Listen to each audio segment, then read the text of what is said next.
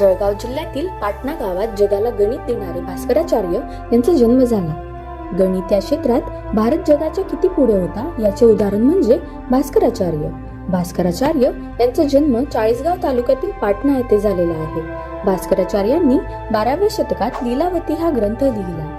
Pythagoras प्रमेयाचा सोपा सिद्धांत, पृथ्वीचा परीघ निश्चित करण्याची सुलभ पद्धत, अनंत या संख्येची उत्तम व्याख्या, वर्तुळात नियमित बहुभुजाकृती, कंपासाशिवाय रेखाटण्याची पद्धत अशी लीलावती ग्रंथाची खास वैशिष्ट्ये आहेत.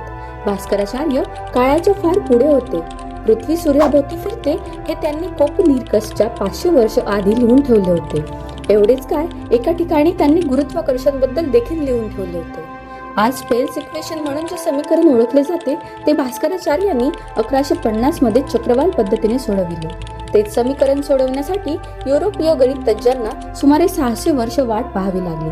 1769 मध्ये जोसेफ लुई लॅग्रांज या फ्रेंच गणित तज्ज्ञाने ते समीकरण सोडविले. कॅल्क्युलस मधील लिमिट आणि डिफरन्शिएशनची कल्पना भास्कराचार्यांना आली होती. त्यांची लेखन पद्धत सुरस, काव्यमय आणि शिस्तबद्ध, तर विषयांची मांडणी अतिशय रेखीव आहे. जळगाव जिल्ह्यात जन्मलेले भास्कराचार्य यांनी जगाच्या 500 वर्ष आधी गणिताचे मूलभूत सिद्धांत लिहून ठेवले होते. आपला जळगाव जिल्हा काळाच्या किती पुढे होता याचे हे उत्तम उदाहरण आहे.